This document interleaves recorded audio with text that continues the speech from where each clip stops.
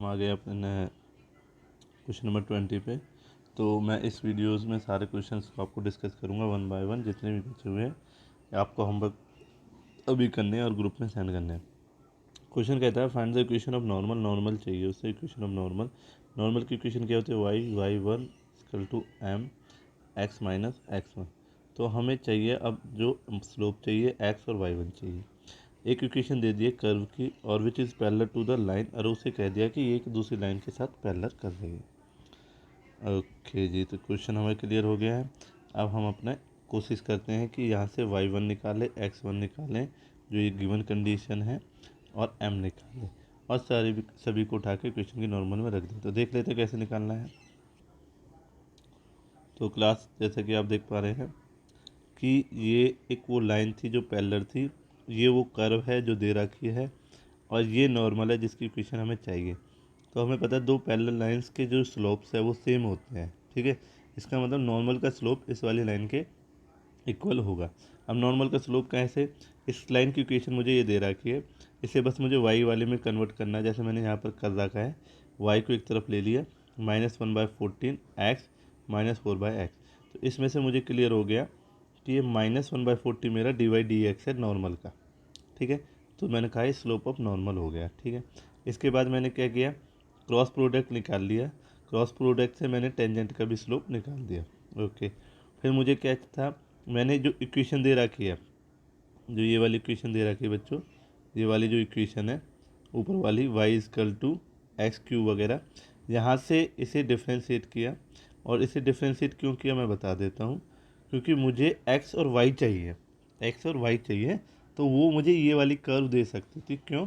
क्योंकि इस वाले ग्राफ को अगर आप देख रहे हैं तो ये ग्राफ, ये नॉर्मल यहाँ कट करता है, ठीक है। और वो x1 और y1 मुझे ये वाले रखने होते हैं जिन्हें मैंने HK में दिखा रखा है, जो कि किस कर्व पे एग्जिस्ट करते हैं? इस वाले कर्व पे, ठीक है। ये तो पैरेलल लाइंस थी जिससे बस मुझे स्लोप मिला, इससे ये दो पॉइंट नहीं मिल सकते क्योंकि ना तो इन दो पॉइंट से जा रही है। तो इसलिए मुझे टेंजेंट का स्लोप निकालना पड़ा, इसे डिफ्रेंशिएट करना पड़ा, उस टेंजेंट के स्लोप के इक्वल रखना पड़ा। जैसे कि ये सारा कुछ हो गया, टेंजेंट का स्लोप ऊपर से 14 आ रहा था, तो मैंने इस डिफ्रेंशिएशन को 14 के सामने रख दिया। इससे मुझे x की वैल्यू मिली। x की वैल्यू मैंने इक्वेशन कर्व में डाल दी, जो इक्वेशन जो ऊपर लिखी हुई है आपकी, ठीक है।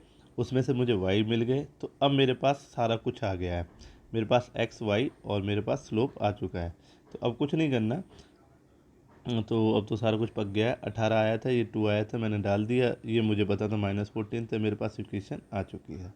एक और इक्वेशन मेरे पास बन रही है, क्योंकि मेरे पास दो पॉइंट्स बन रहे हैं जिनसे नॉर्मल स्लोप बन सकता है। तो मैं दोनों को लिख दिया। ये मैंने रिप्रेजेंटेशन दिखाई कि क्या था, कि जो पहली बात तो वो जो कर्व थी वो ऐसे इस इक्वेशन की कर्व थी, ठीक है। और दूसरी बात, नॉर्मल एक तो यहाँ बन रहा था, नॉर्मल एक यहाँ बन रहा था। तो जैसे मेरे पास दो इक्वेशन आई हैं, तो वो दो नॉर्मल्स की इक्वेशन है, और ये एक टेंजेंट था जो इनसे लगता हुआ यहाँ पास कर रहा था, ठीक है। तो टेंजेंट भी मुझे क्लियर हुआ, नॉर्मल भी मुझे क्लियर हुआ, आंसर भी मुझे क्लियर हुआ। अब चल लेते हैं नेक्स्ट क्वेश्चन की तरफ। तो बच्चों देखिए नेक्स्ट क्वेश्चन में क्या कह रहा है। नेक्स्ट क्वेश्चन में कहना चाह रहा है कि find the equation of tangent. पहले नॉर्मल की निकलवाई, और नॉर्मल, अच्छा नॉर्मल की भी चाहिए। इक्वेशन ऑफ पैराबोला ये है, at the point of this, मतलब अब x और y आपको दे रखे हैं। x1 आपका 8² है और y1 आपका 280 है। तो आपका टारगेट रहेगा स्लोप, दो स्लोप निकलेंगे, एक नॉर्मल का निकला, एक टेंजेंट का निकालोगे, एक नॉर्मल का निकालोगे, दोनों को रख दोगे, आपका क्वेश्चन हो जाएगा। तो देख लेते कैसे करना है। देखिए वो तो पैराबोला है जिसकी ये इक्वेशन है, ठीक है। क्योंकि आपको पता है पैराबोला होता है, ऐसा होता है, ऐसा भी पैराबोला होता है जो ओरिजिन को टच करके जाएगा, ठीक है। तो पैराबोला का डायग्राम मैंने साइड में दिखा दिया है। उस पर पॉइंट से, जैसे कि ये वाले पॉइंट से जिनसे टेंजेंट और नॉर्मल पास हो रहे हैं, इन दोनों की इक्वेशन उसे चाहिए, हम दे देंगे, कोई प्रॉब्लम नहीं। पॉइंट्स उसने हमें बता दिए हैं, एक 80² है, एक 280 है, ठीक है। तो अब करते हैं वन बाय वन। तो पहले हमने स्लोप लिया, मतलब इक्वेशन ली, इसको डिफ्रेंशिएट कर दिया। डिफ्रेंशिएट करने के बाद हमने ये x और ये y, ठीक है, इनकी वैल्यू रखनी है। इनकी जैसी वैल्यू रखी, जैसे कि इसका डिफ्रेंशिएशन तो 2y/dx आ गया, इस 4x का 4a आ गया। तो अब क्या बचा हुआ मेरे पास? y बचा हुआ है, ना कि x। ये पहला क्वेश्चन था जिसमें एक्स की वैल्यू नहीं रखनी थी। पहले तो हम एक्स की वैल्यू रखते थे, इस बार मुझे 280 रखना है वाई की वैल्यू, क्योंकि एक्स यहाँ से खत्म हो चुका है। डी वाई अपन डी एक्स को मैंने एक तरफ रोक लिया, तो ये 4a अपन 2y चला गया। 2y में मैंने 280 को डाल दिया, तो ये मेरे 1/t में आंसर आ गया। तो स्लोप ऑफ टेंजेंट आपको 1/t आ गया।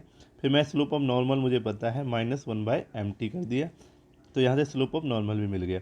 इक्वेशन ऑफ टेंजेंट में ये आपका y1 था, ये आपका y1 है, ये आपका x1 है। मैंने पुट कर दिया, मेरी दोनों क्वेश्चंस भी कैलकुलेट हो गए। तो आई होप क्वेश्चन समझ में आया होगा। नेक्स्ट क्वेश्चन को लेकर बात, नेक्स्ट क्वेश्चन में देखो बच्चों क्या बात कर रहा है आपसे।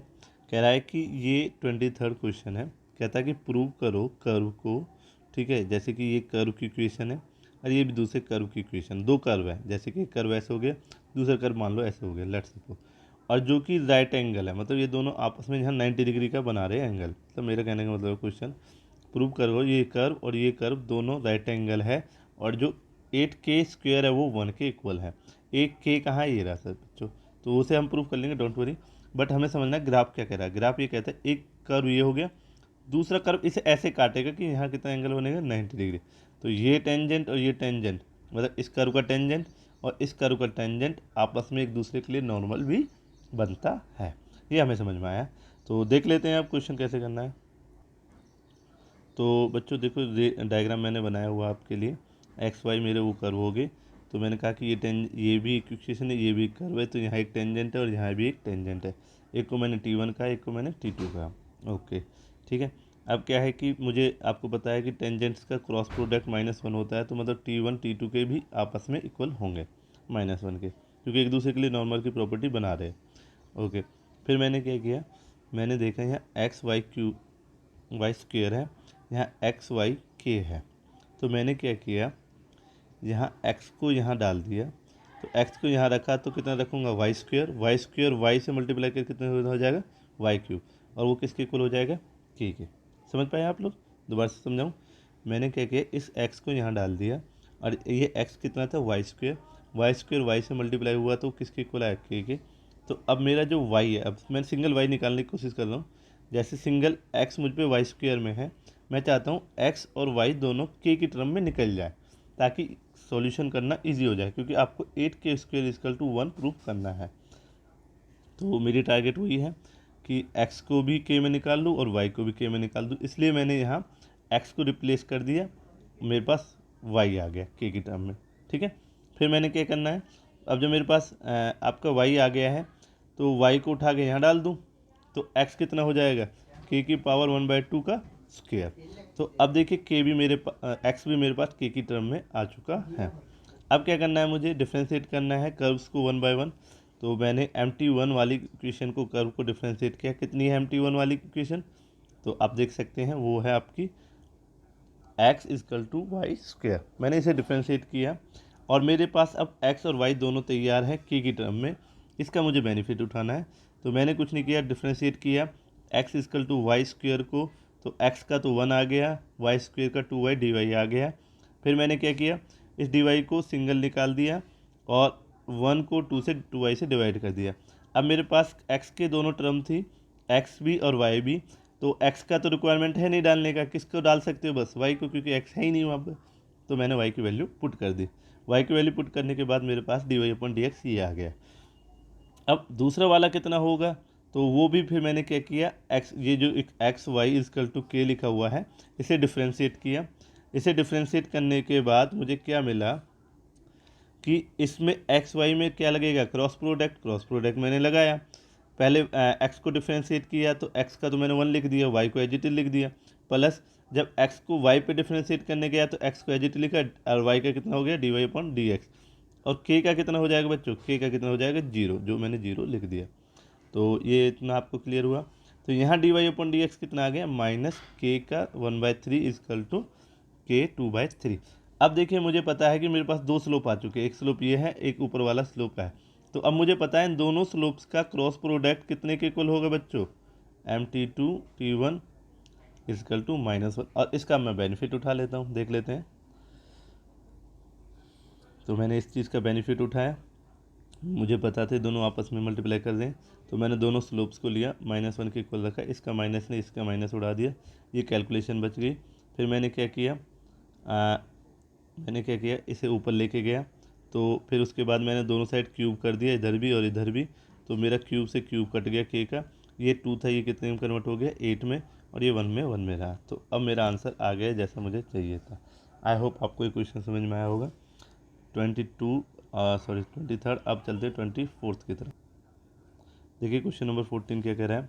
24, find the equation of tangent और नॉर्मल। सीधी सी बात है, पैराबोला की इक्वेशन दे रखी है at the point of x0 y0। मतलब सीधी सी बात है, हमारे पास x0 और y0 में हमें xy दिए हैं, हमें टेंजेंट का इन दोनों का निकालना है, इन दोनों का हमें एक बार स्लोप निकालना पड़ेगा। तो स्लोप हम इसे डिफ्रेंशिएट करके निकालेंगे और फिर उसमें x और y की जगह x0 y0 को रख देंगे। देख लीजिए, बहुत सिंपल क्वेश्चन है। तो बच्चों देख लीजिए, पहले डायग्राम को देख लेते हैं। देखिए जैसे आपको पता है हाइपरबोला है, तो हाइपरबोला ऐसा होता है बच्चों, ठीक है। ये एक्स एक्सिस वाई एक्सिस हो गया।